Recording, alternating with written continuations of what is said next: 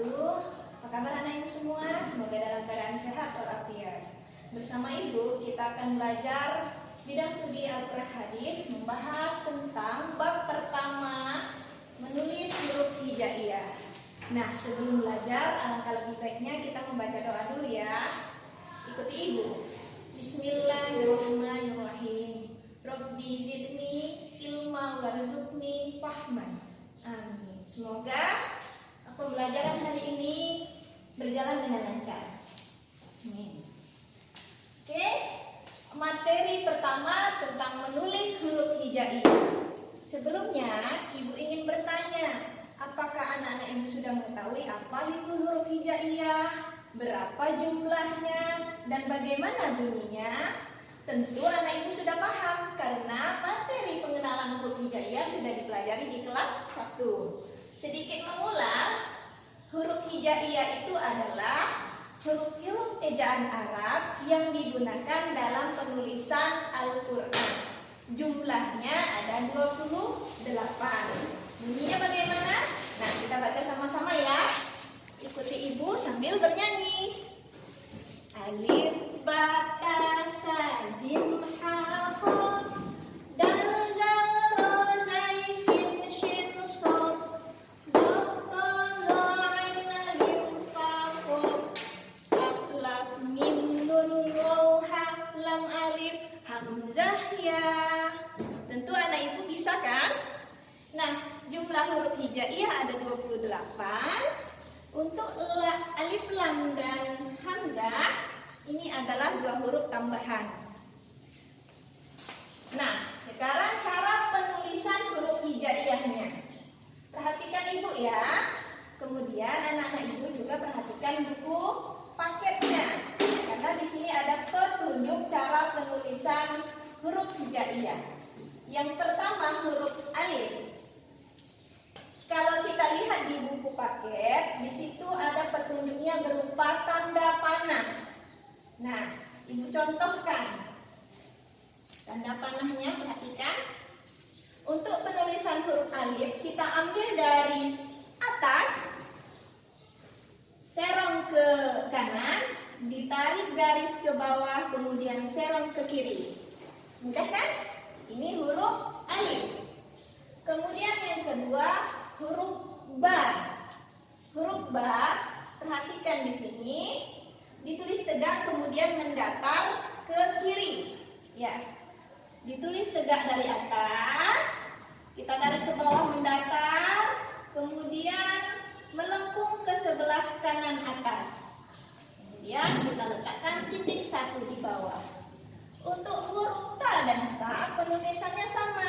Perbedaannya, huruf ta ada titik 2 di atas, huruf sa terdapat titik 3 di atas. Selanjutnya huruf ja. Huruf ja, nah perhatikan tanda panahnya ya, diambil dari atas. Ya, kita tarik dari sebelah kiri ke kanan. Nah, kemudian kita tarik ke bawah membentuk lengkungan. Nah, tarik kembali ke arah kanan. Kemudian huruf ja menggunakan 1 titik di tengah. Untuk huruf h dan ho penulisannya sama. Perbedaannya huruf h tidak memiliki titik, sedangkan huruf ho memiliki titik. Selanjutnya huruf dal. Perhatikan di sini di buku paket huruf dal ada tanda panah dari arah ke sebelah kiri, ya, melengkung ke kanan kemudian ditarik ke bawah. Sama juga dengan huruf zal. Perbedaannya dal tidak menggunakan titik, sedangkan huruf zal menggunakan titik. Nah, begitu seterusnya untuk huruf hijaiyah selanjutnya. Anak ibu bisa perhatikan tanda panah pada masing-masing huruf hijaiyah ini. Kemudian dari 28 huruf hijaiyah ini ada huruf yang tidak bisa disambung. Perhatikan, yang B, penulisan huruf hijaiyah tidak bisa disambung. Ada 6 huruf. alif, dal, zal, ro, zai, waw. Ada 6 huruf hijaiyah yang tidak bisa disambung ketika bertemu dengan huruf lain. Contohnya, huruf alif. Kata depan ummun. Alif bertemu dengan huruf mim, tidak bisa disatukan, maka penulisannya terpisah. Alif, baru huruf mim. 2 huruf ini tidak bisa disambung. Sama dengan huruf yang ketika berada di tengah atau di belakang. Samaun. Di mana huruf alifnya? Ya, di sini. Huruf alif di sini sesudahnya bertemu dengan hamzah tidak bisa disambung. Contoh kedua, huruf dal. Ketika berada di depan, contohnya dakhola. Ada 3 huruf di sini, dakhola. Huruf dal bertemu dengan huruf kho itu tidak bisa disambung, ya. Huruf dal bertemu dengan huruf kho tidak bisa disambung. Artinya dal dan kho harus dipisah. Tapi huruf kho dengan lam boleh disambung. Contoh yang tidak bisa disambung ketika berada di tengah atau di belakang, baldatun. Nah, di sini terdapat huruf dal. Baldatun, da, kemudian bertemu dengan huruf ta. 2 huruf ini juga tidak bisa disambung walaupun berada di tengah maupun di belakang. Anak ibu paham kan? Ini cara memisahkan huruf yang 6 ini ketika bertemu dengan huruf 22. Selain huruf hijaiyah yang 6 tidak bisa disambung. Kemudian yang ketiga, penulisan huruf hijaiyah yang bisa disambung.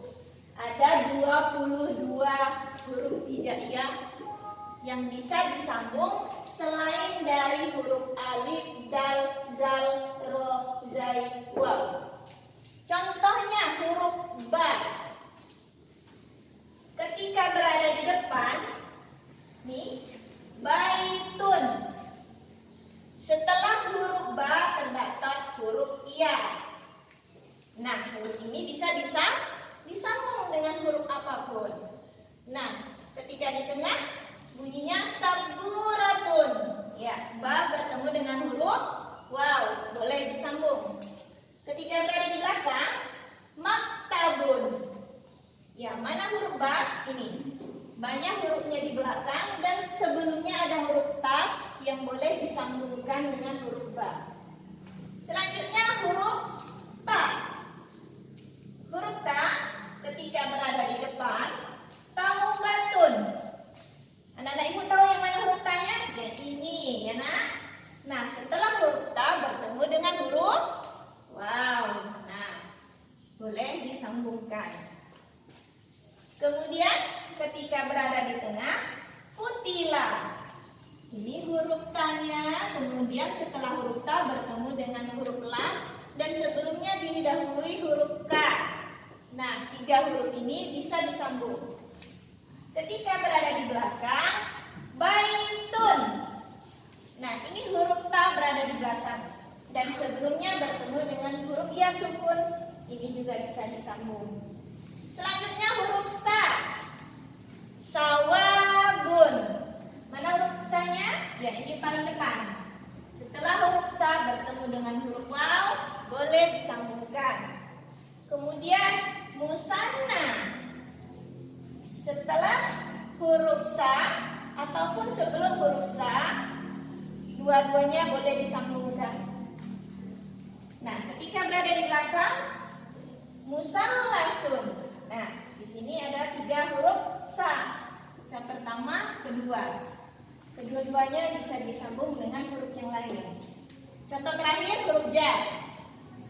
Contohnya jabala. Ini huruf ja di awal, setelahnya boleh disambung dengan huruf ba dan lam. Yang ketiga, mujibun. Nah, di sini ada huruf ja. bertemu dengan huruf ya, boleh disambung. Ketika berada di belakang, bahijun, ya ini huruf ja-nya di belakang, sebelumnya ada huruf ya, boleh disambungkan. Bagaimana anak-anak ibu? Mudah kan? Cara menyambungkan dan memisahkan huruf hijaiyah. Ibu berharap anak-anak ibu semua bisa mempraktekkannya di rumah ya. Kenapa kita penting belajar huruf hijaiyah? Karena dengan kita belajar mengenal, belajar menulis huruf hijaiyah, maka kita juga akan paham bagaimana cara membaca Al-Quran. Sedangkan Al-Quran adalah pedoman hidup bagi umat Islam. Ibu harap anak ibu semua paham. Nah, sampai sini materi kita. Sebelumnya ada tugas yang harus kalian kerjakan di rumah. Silakan anak-anak ibu buka halaman 8. Buka halaman 8, ada soal objektif sebanyak 10 soal. Silahkan kerjakan di rumah dengan didampingi oleh orang tua. Demikian materi dari ibu, semoga bermanfaat dan kita akhiri dengan ucapan Alhamdulillahirabbil alamin. Assalamualaikum warahmatullahi wabarakatuh.